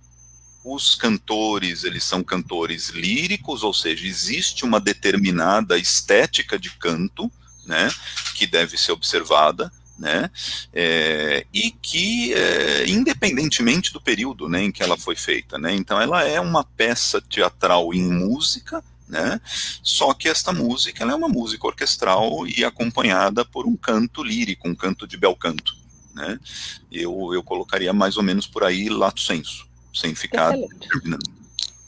Acho que é por aí. Excelente. Bela definição. O que a gente tem que observar durante uma apresentação? Olha, a apresentação é um espetáculo. Então, ontem eu estava preparando essa aulinha, estudando alguma coisa para não falar muita besteira, e eu estava ouvindo o rádio, e o mestre Galindo, do programa da Cultura, Pergunta ao Maestro, estava respondendo uma questão interessante. A questão era, maestro, olha, eu tenho ouvido muita ópera, né, ouço no rádio, em algum CD, mas eu não consigo me apaixonar. O que eu tenho que fazer para gostar de ópera como as pessoas que gostam de ópera? Essa era a pergunta para o Galindo. Ele foi muito simples, ele falou, você tem que assistir uma ópera. Tá? Você tem que ir pessoalmente, entrar no teatro, fazer todo aquele ritual da ópera, sentar, escolher seu lugar, usar seu ópera, ninguém usa mais isso, né? E tem que participar de todo o espetáculo, toda a entourage, tá? Os teatros são um lugar chique, é gostoso, a gente vai bem vestido. No Brasil a gente não vai bem vestido, parece que também em alguns lugares, no Canadá também as pessoas não vão. Mas em Nova York as pessoas elas só não vão de tuxedo, elas só não vão de fraco, porque eles vão de traje de passeio completo, tá? Então, só para dizer que é um evento, a ópera é um evento longo, sempre mais de 2 horas, mais de transfer, que tem que ser aproveitado como uma experiência integral. Tá? Então, essa resposta do Galindo é essa mesmo. E essa resposta que é o grande lição dessa live, é dizer assim, como eu vou me apaixonar por ópera? Indo na ópera, indo no espetáculo. Nós escolhemos 26 óperas, 26 títulos, que são óperas que são executadas normalmente no dia a dia de uma cidade grande. Então, uma hora vai acontecer de estar uma ópera dessa passando, você tem que comprar ingresso, tem que ir, porque é lá que você vai se apaixonar. Você pode estudar a ópera antes. A gente estuda a ópera antes, sabe, a sinopse da ópera é uma coisa importante. Então, o que deve ser observado durante uma apresentação, calma, meu caro, é antes. Tem que ser feito antes da apresentação. Qual é a lição de casa que eu vou assistir uma ópera?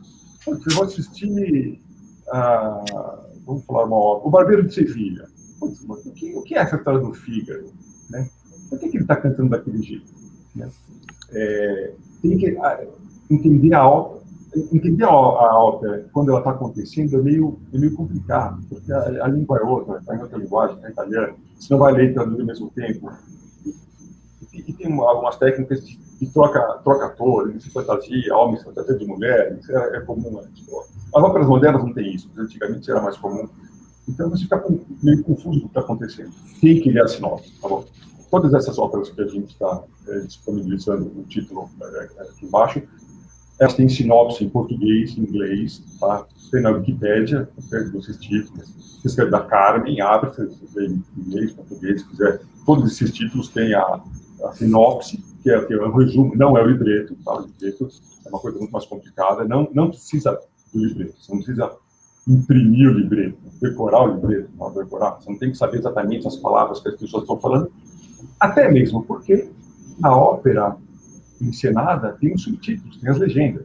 Toda ópera hoje em dia tem legenda que é projetada em cima do palco, tá? Então não tem que se preocupar com o libreto agora. Antigamente você tinha, antigamente não tinha legenda eletrônica. Você ia lá, a gente está com o libreto na mão e acompanhando o libreto. Tá? Eu não peguei essa fase. Eu acho que não peguei. A primeira ópera que eu assisti já tinha legenda. Tá? Legendas projetadas. No Metropolitan é uma tela de LCD que fica bem na frente da sua cadeira, você pode escolher até o idioma que você quer. Então, a preparação da ópera é isso. Você tenta ler um pouquinho da ópera. Você assistir Carmen. Então, deixa eu entrar no verbete Carmen da Wikipédia e ver o que aconteceu. Vai saber que a Carmen foi um fracasso na primeira apresentação, tá? Vai saber por que ele fez daquele jeito, vai te colocar um pouco no contexto histórico, não da obra, mas sim do autor naquele momento, e você vai ler a sinopse. Então você está preparando para ir para a obra. Aí você vai para a obra, aí você vai com feliz, coloca uma roupa bonitinha, vai de camisa, não vai de chinelo, não vai de bermuda. Eu brigo com as minhas filhas que elas vão de chinelo para a ópera, na Sala São Paulo. Eu falo, coloca um sapato fechadinho, sentadinho, uma coisa fechada. Deixar a Luísa vai de Havaiana, essa não funciona. Mas eu não digo. Então, você coloca uma roupa bonita e vai assistir a ópera. O que você observa na hora da ópera, você vai ficar encantado pela música, pela musicalidade, pelo poder da voz humana não amplificada, pelos instrumentos. Né? Nossa, ouvir então, isso ao vivo não é? Fantástico, fantástico. A primeira ópera, eu achei que eles iam cantar baixinho, assim, cantar baixinho. Não, o cara abriu um vozeirão absurdo. Eu falei, cara, como assim? Né? Então, aquilo emociona. Aquilo emociona. Você falou isso, eu tô lembrando, eu tive o privilégio de ver, tudo bem, final de carreira, tá tudo bem, porque era muito, muito fantástica, mas eu tive o prazer de assistir a Turandot no Municipal de São Paulo, em que a Turandot foi ninguém menos do que Eva Marton.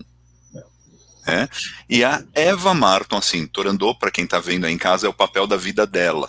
Ela era, sim, ela foi provavelmente uma das melhores, se não a melhor Turandot durante a maior parte da carreira dela, melhor Turandot no mundo, na época em que esteve ativa, né? E ali, num determinado momento, né, no qual justamente ela é uma princesa, né, que ela tinha sido prometida, os enigmas, perdeu os enigmas, vai ser entregue ali em casamento ao príncipe, ela tá em desespero, né, e não quero, né, e aí o coro tá gritando, mas você tem que ceder, porque esse era o trato, e coisa e tal, e aquele desespero, e num dado momento entra a orquestra inteira, o coro inteiro, e a Eva Marton eu ouvi ao vivo, ela soltando os agudos ali do lamento, do desespero, em cima de um todo de orquestra, de um todo de coro, e você ouve a soprano em cima de 200 pessoas, né? É indescritível. Nossa. É indescritível. Arrepiante. Arrepia só de lembrar, imagina lá. É maravilhoso, não é? E a Sônia perguntou, onde é que a gente bate palma? Olha, diferente do concerto clássico, a gente pode bater palma em qualquer hora, meio palhaçado. Geralmente as pessoas que entendem um pouco mais da ópera sabem a hora que tem que bater palma por uma área bem colocada, né? Eu nunca vi alguém vaiar uma área. Eu já vaiaram Pavarotti uma época que ele tentou cantar um pouco além do que a técnica permitia, do que a idade permitia. Mas assim, quando que a gente pode bater palma? Quando acaba uma área importante, a área da Rainha da Noite, o teatro cai abaixo. Tá? É muito raro. Não, cara, sempre cai. Mesmo que canta mal, cai, é difícil de acontecer.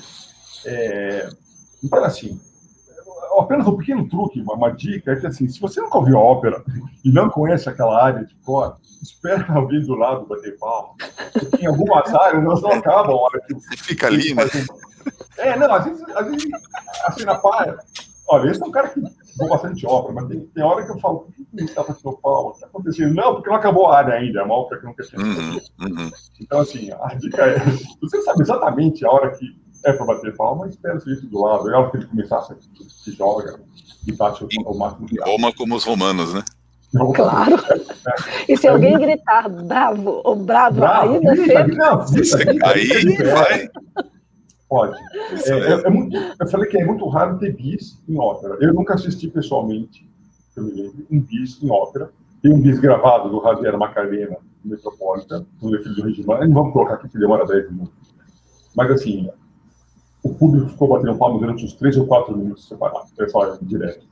É muita coisa. Geralmente você bate palma durante 20 segundos, 30 segundos, estourando. Eu nunca vi alguém bater palma por 1 minuto, bateram palma por 3 minutos. Então ele foi obrigado a fazer o bis daquela cena. É complicado, porque tem que combinar com o maestro, a partir do bis. Ninguém está esperando fazer um bis hoje em dia. Tá? É uma coisa muito desgastante para o cantor. E o Javier Macarena fez os bis no filho de Regimão. Teve que fazer os 2 dias que ele apresentou, as pessoas já sabiam que ele tinha dado um bis na noite anterior e pediram um bis também. Aí complicou. Eles já sabiam que estava ferrado. E filmaram, falaram, será que eles vão dar o bis que pediram ontem também? Deram, ele teve que dar o bis. Então, essa é a experiência da ópera, né? A ópera tudo bem, se não tiver alternativa, assiste no YouTube, assiste ouve só no rádio, eu ouço na Cultura, domingo às 3 da tarde, tem teatro de ópera. Mas a verdadeira experiência, você vai se apaixonar, tem que ir na ópera ao vivo. Graças a Deus, no Brasil, a ópera é barato, tá? É subsidiado, tanto no Teatro São Pedro, falando de São Paulo, muito subsidiado, a ópera custa R$20, quanto no municipal é um pouco mais caro, mas também é muito subsidiado. Tá? Tem que ir. Lá fora, o teatro, o ingresso é caríssimo, né? Então, $200, um lugar que eu gosto de ficar. Eu gostava de ficar em Nova York, agora não tenho a menor chance de ir. Então, aproveitar que está no Brasil, quando tem a ópera, esse ano não vai ter mais, porque 2022 que vai acontecer, e assistir a ópera. Vai e deixa a ópera te levar, não tem que se preocupar. Tem que ir com a cabeça aberta, vou ouvir uma coisa diferente. Estuda um pouquinho antes e vai numa dessas óperas fáceis. Não tenta ver uma ópera difícil. Um colega meu, eu estou falando sem parar, né? Bom, um colega meu foi assistir a primeira ópera da vida dele. Foi assistir Electra de Strauss. É uma ópera linda. Não vai dar certo. Não vai dar certo. Ele ficou ouvindo uma ópera difícil, com uma estética difícil. As pessoas gritando. Aí estava difícil de ouvir Electra. Então, segura o seu dinheirinho, o seu ingresso, por uma das óperas fáceis. Acabei de falar, tem 26 óperas e vai encontrar uma que vai estar passando o ano que vem. É isso. Nós vamos colocar depois nos comentários todos os links, todas as dicas, toda a lista de ópera que o Nava preparou. E de fato, é tudo muito caro. Ano retrasado, antes de começar a pandemia, eu assisti a uma das últimas montagens aqui em São Francisco das Bodas de Fígaro. No total deu 4 horas e meia de ópera. O ingresso foi $390 americanos. Lá em cima. Não era plateia, não era camarote. Lá, quase no paraíso. Enfim. Bom, resumindo, as dicas do Nava são: 1, abra o seu coração, se abra para a experiência artística, porque ela vai reservar coisas lindas para você.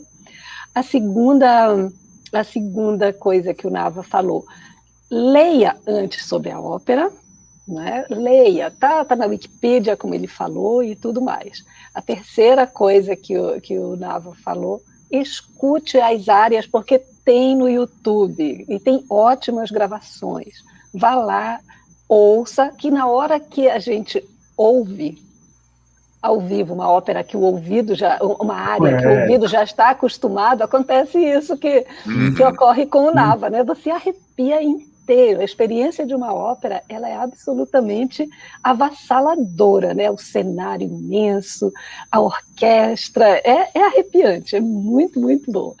Meninos, para nós terminarmos, porque nós já estamos com mais de 1h30, a gente fala muito. Vamos ver aqui, temos muitas perguntas ainda. Uma mais rápida, que é: Edson Cordeiro pode ser considerado um contratenor? Ele é um contratenor. Ele é um contratenor. Ele é um contratenor. Ele está atuando fora do Brasil, até onde eu sei. Tá? Se você dá um Google, a gente vai ver onde ele está. Está na Alemanha. Sim, na Alemanha. Vai ficar lá até se aposentar. Não tem por que voltar. Sim, o contratenor. O Brasil tem muitos bons contratenores. Não só Edson Cordeiro, que já faz tempo, ele tem uma idade, mas tem um moleque muito novo também, que eu não sei o nome, que acabou de despontar. Quer dizer, fomos um celeiro de contratenores, por tudo que pareça. E todos eles vão embora. Claro. Bom, eu acho que tem algumas coisinhas que eu vi, Sônia, que eu acabei não respondendo, queria só tentar fazer bem brevemente, né? Claro que o pessoal perguntou ali, né, qual compositor acelera aí o coração de vocês? Era a pergunta que eu ia fazer agora. Desculpa, me adiantei. Não, imagina. Então, eu diria assim, tudo bem, são vários, né? A ópera é que nem o Nava falou, né? O coração tem que ser grande, porque à medida que você vai se embrenhando, não para, né? E bom, né? Primeiro, eu diria que as óperas mais do período que eu chamaria o auge ali da ópera, né? Então, século XVIII até começo do século XX, né? Eu acho que é onde a ópera é maravilhosa, né? Esse é o primeiro ponto. E dentro desse esquema, eu gosto muito de Rossini, eu gosto muito de Verdi, mas eu tenho um quê para o meu amigo Puccini, não tem como, né? Primeiro que eu acho que é algo muito pessoal, mas eu queria só comentar um negócio do Puccini. O Puccini, ele talvez tenha sido o primeiro magnata da ópera, né? O primeiro cara que ficou milionário com a ópera. O Verdi teve uma vida muito boa, né? O Rossini nem tanto, ele precisava escrever muito para poder se manter, né? O Verdi teve uma vida boa, mas o Puccini, ele ficou cedo muito, muito rico com a ópera, né?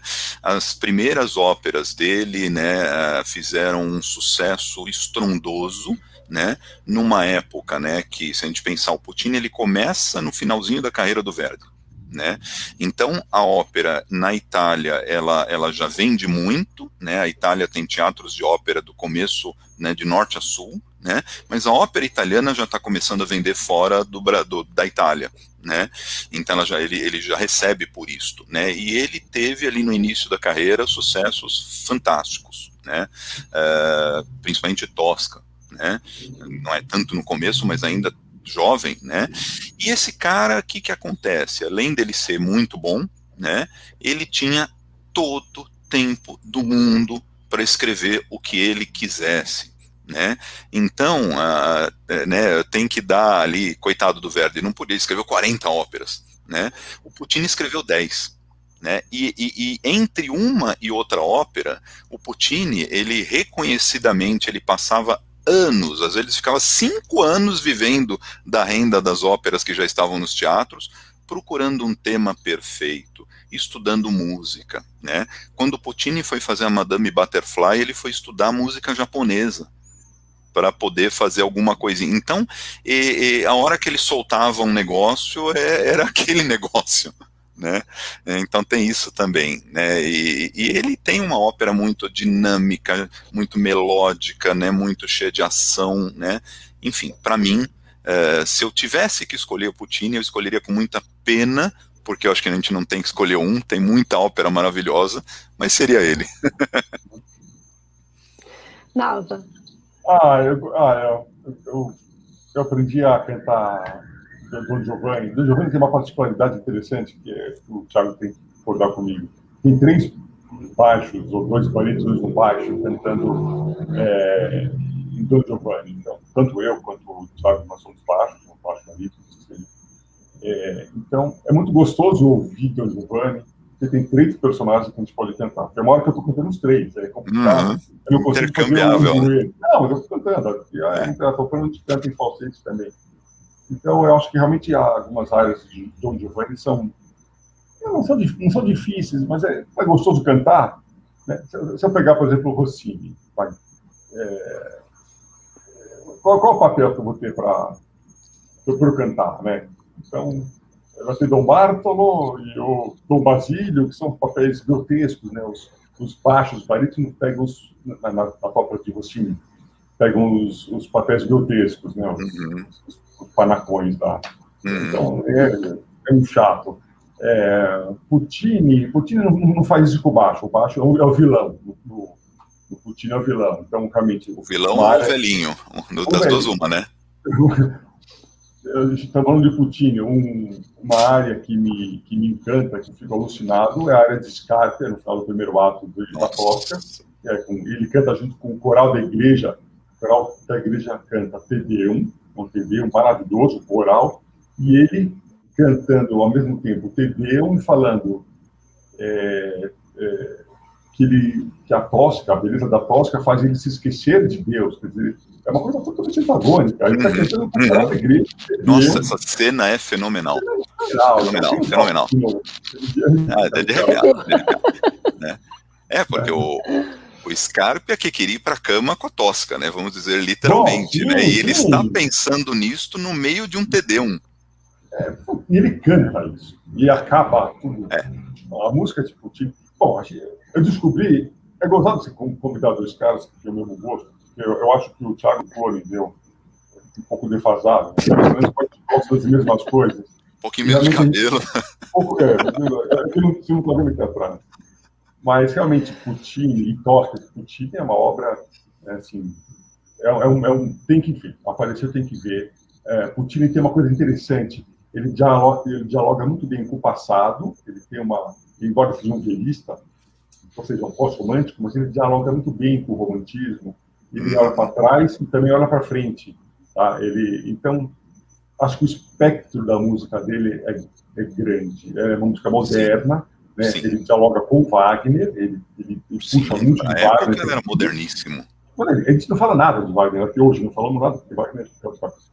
Então, mas Puccini fala um pouco com o Wagner. Sim, a obra de Puccini fala.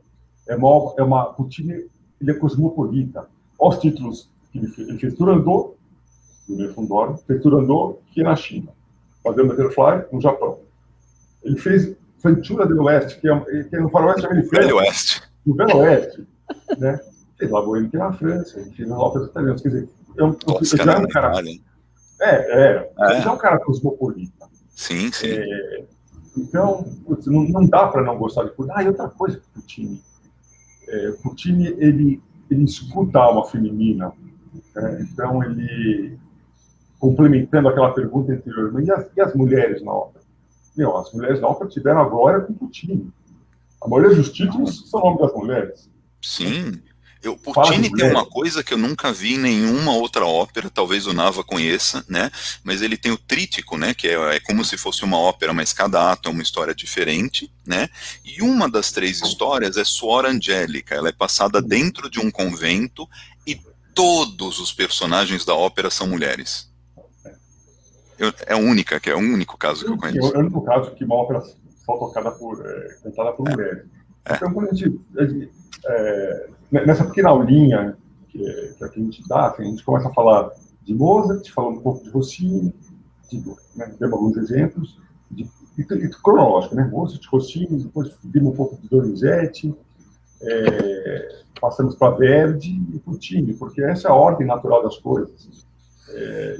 E acaba em Puccini, porque depois a gente vai ter que entrar em coisa mais complicada. Então, chega em Puccini, ele está aproveitando toda a bagagem de 400 ou 500 anos de ópera. E você tem que aproveitar isso tudo. Ele acumulou. Juros sobre juros, juros compostos. Está tudo lá. Sim, então, só que é um cara que está te trazendo divertimento.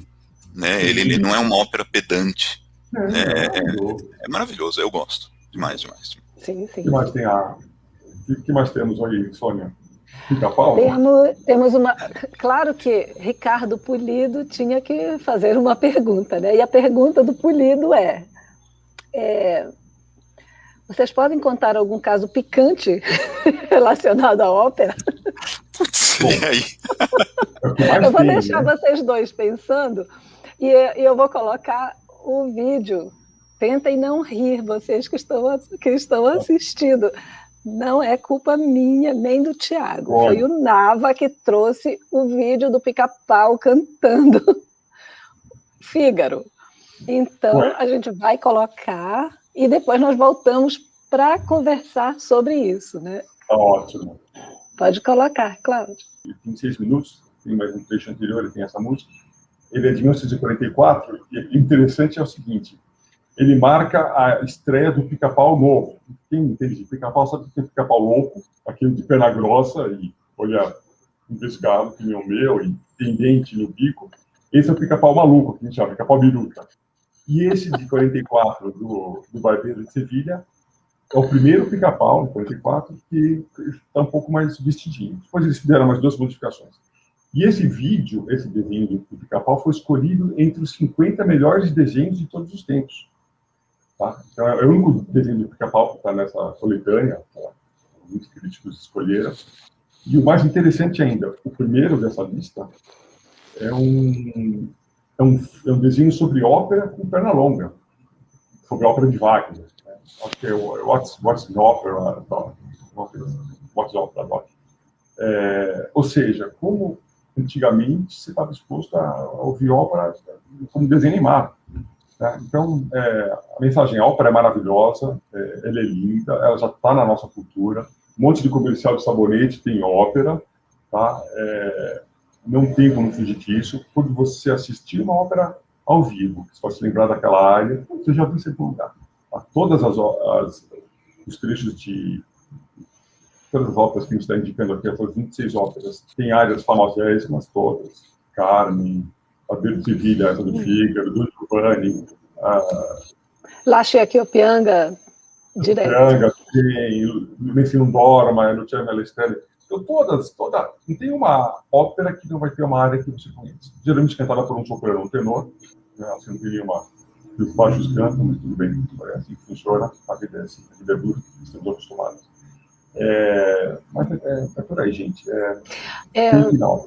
Antes da gente finalizar, vou pedir para você comentar em que ópera está esse vídeo do Pica-Pau, porque todas as vezes que eu digo, gente, vou assistir as bodas de Fígaro, alguém diz assim, aquela música do Pica-Pau. Aí eu falo, não, amigo, não é.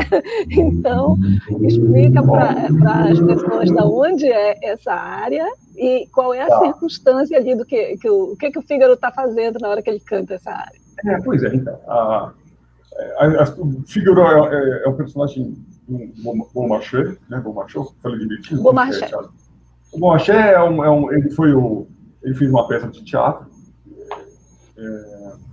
e essa peça antiga foi utilizada por vários autores. Então, Bodas de Fígaro, a ópera Bodas de Fígaro, feita por Mozart, praticamente 100 anos antes de Rossini, por aí.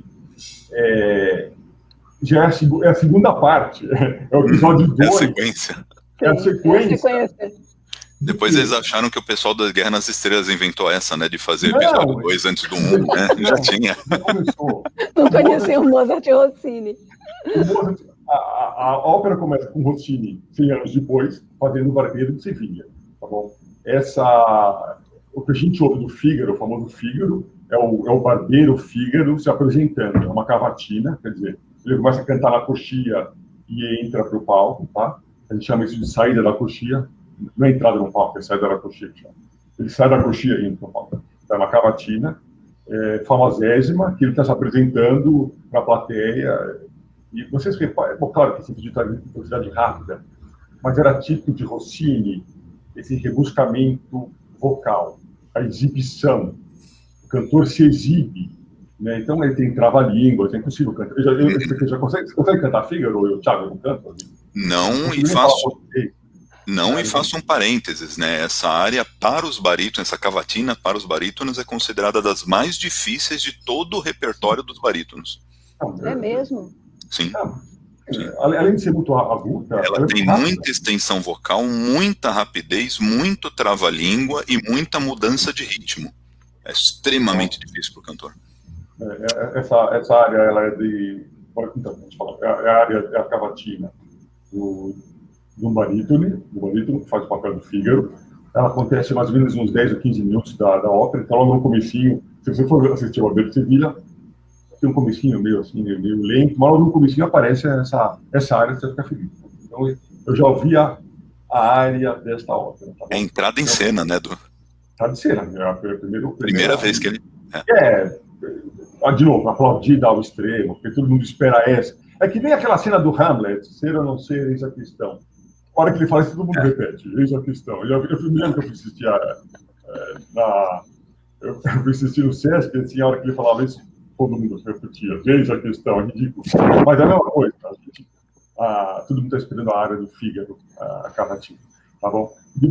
E a segunda parte da história é cantada por Mozart 100 anos antes. Então, as bodas de Fígaro não tem Fígaro. Então, tem o personagem Fígaro, mas ele está um pouco alterado.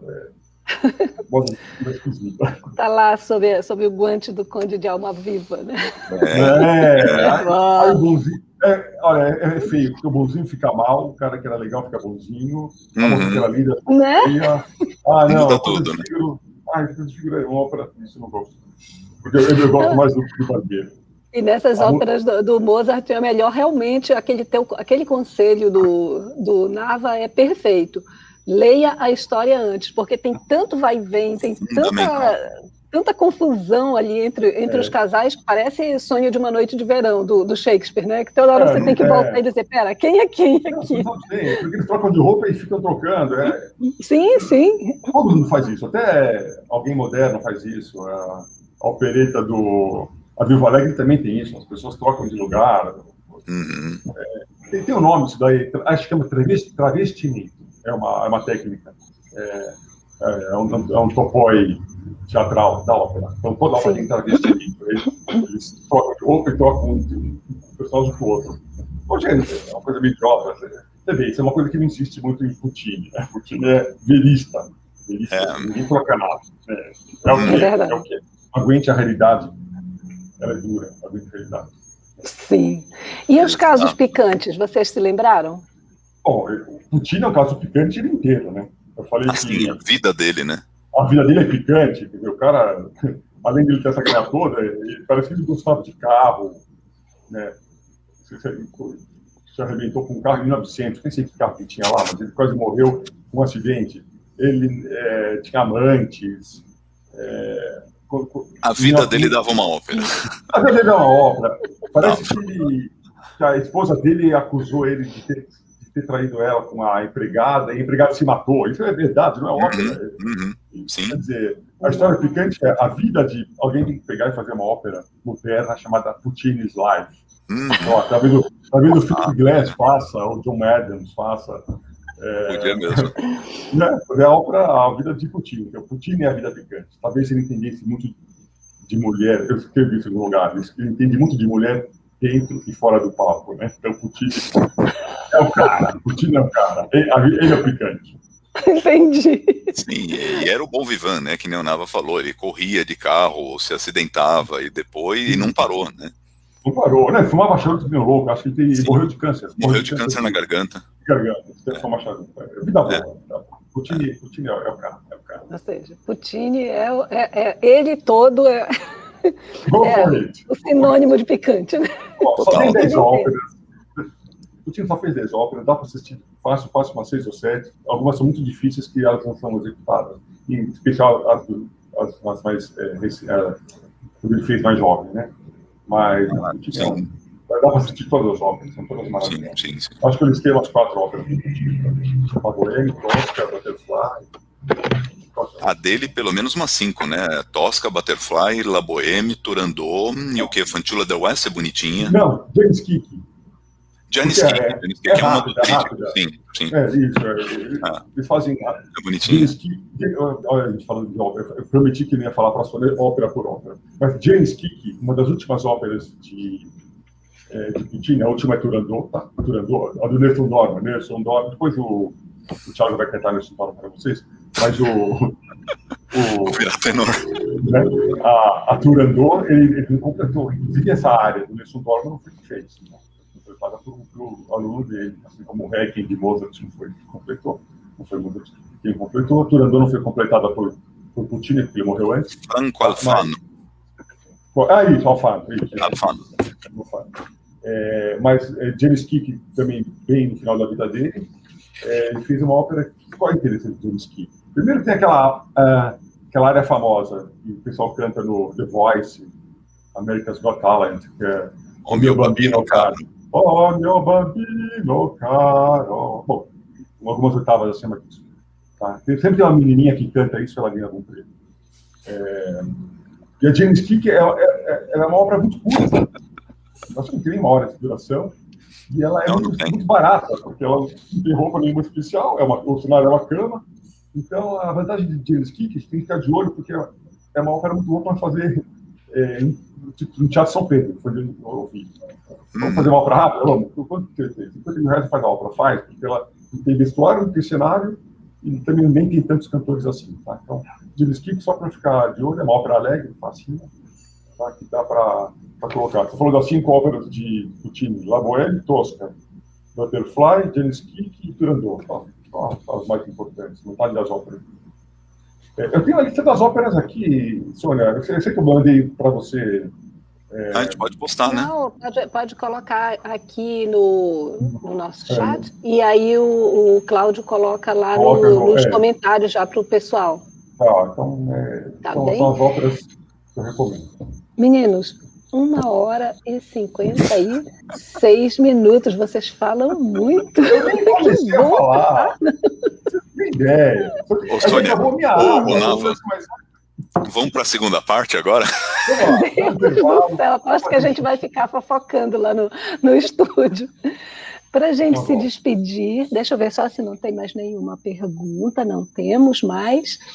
E para a gente se despedir, fiquem, por favor, à vontade para dizer, sugerir, comentar o que vocês acharem importante e relevante para os iniciantes na ópera.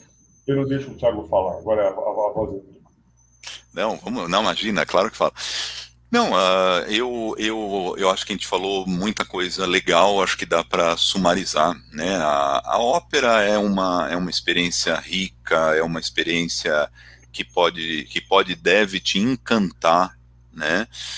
Você não tem que ficar longe dela porque você não se apaixona pela ópera estudando ópera, né? Não é aquela coisa, ela e no fim das contas, fazendo uma analogia, né, porque é um outro campo que tem muita coisa pedante e eu não entendo nada, eu entendo de ópera, mas não entendo muito de vinho. Mas uma vez eu vi um cara ali famoso, né, falar que o bom vinho, ele é aquele que você gosta, né? Eu não sei se isso se aplica ao vinho, mas certamente se aplica à ópera, né? Porque o objetivo dela, ela não era escrita para ser um negócio acadêmico, né? Ela era escrita para encantar na estética da época, né? Então conta-se que quando o Rigoletto estreou, as pessoas saíam do teatro assobiando La Donna è Mobile, né? Porque era isso, ela é feita para encantar, né? Então se deixem encantar pela ópera, né? Com toda essa distância que ela tem no tempo, no estilo e tudo, ela também pode ser encantadora e você pode fazer dessa diferença uma possibilidade de viajar para essa outra época, né? Suspende a descrença. Eu sei que é tudo muito diferente, mas suspende a descrença, né? Entra lá na Turandot e é uma fábula lá da imperatriz da China e pensa que aquilo é real e viaja junto com aquilo e deixa a música te levar, porque ela vai te levar. Lindo, lindo, encantador. Nava. Olha, é o que eu já falei 500 vezes aqui. Uma coisa interessante que falou o Thiago, a ópera é de gente simples, né? As pessoas empoladas ficaram nos palácios, tá bom? A gente está pagando para assistir ópera, tá bom? Então a ópera é do povo. As pessoas não sabiam ler, elas tinham que se entreter com a ópera. De operário.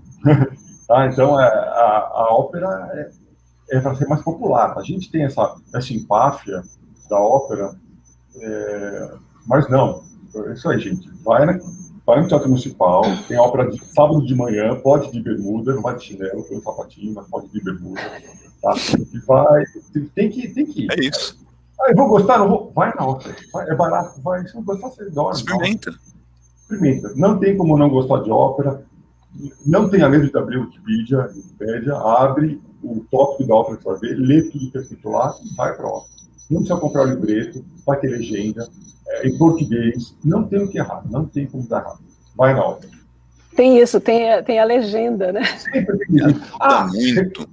Recadinho.